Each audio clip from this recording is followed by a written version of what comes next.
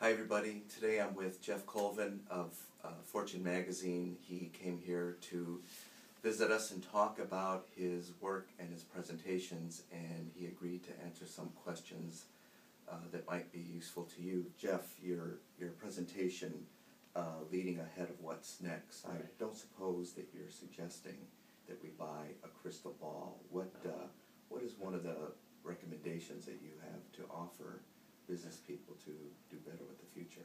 Yeah, the idea there is to look at the environment we're in right now, meaning right now, this minute, and where it's likely to go.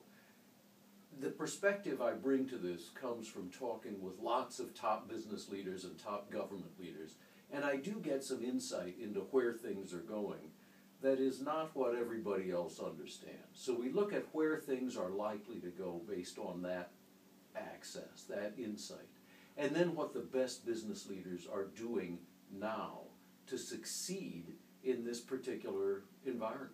And I talk about the specific things that they are doing, whether it has to do with how they manage the business, how they innovate their business model, which turns out to be one of the most important things that the best ones are doing, or any number of other things. But that's the idea, where we're really going based on, not just my opinions from reading the papers, but my talking with CEOs, government leaders, and others, and then figuring out how the best leaders are winning. Talking about leaders winning, I've not read it yet, but I've read about your book, Talent is Overrated. Right. And it seems to me that you're suggesting that people are focusing on some of the wrong things. Right. Is there an idea or two that you can share where we should be focusing our attention and activities? Yeah, absolutely. That's all about where the great performers of this world, in any field, really come from, what makes them so great. And what most of us believe, what I believed before I started looking at these 30 years of scientific research, what most of us believe, are that it comes from doing really hard work or having a really high IQ. Those turn out not to be the real explanation.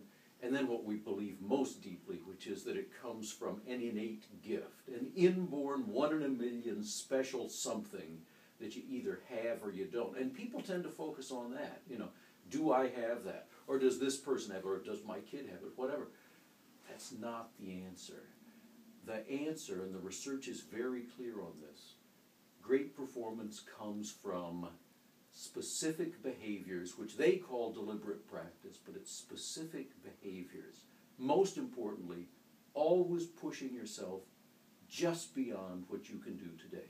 Not way beyond and not within what you can do, but always pushing yourself just beyond what you can do today.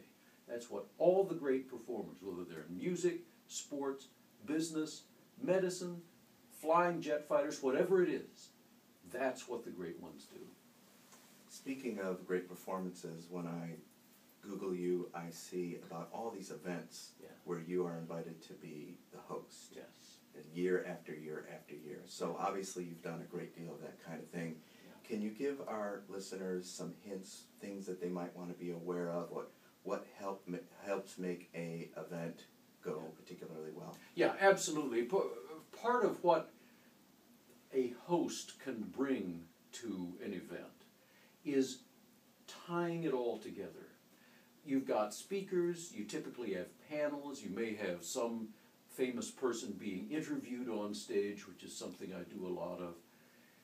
But what you want is for that group, that audience, to feel that this all had a unity to it, that there was an overarching purpose, that there was a theme to this whole thing, so that they can go away feeling that, yes, there was a big message and that they got something large and powerful from it. And one of the things that a host can do, and that I certainly do a lot of, is tie the pieces together. Be involved, deeply involved with everything that's happening. And then when you're on stage, explaining how the pieces of this event all fit together, how they all feed into one common theme. And look, between you and me and event organizers, sometimes that wasn't really there when they organized the event. But you can still find these common themes. and it really gives the audience a sense of satisfaction and value that they got from the event, if you can bring that to it. Thank you very much for your insights. Thank you for coming to visit us today, and watch for Geoff in Fortune Magazine and on CBS Radio.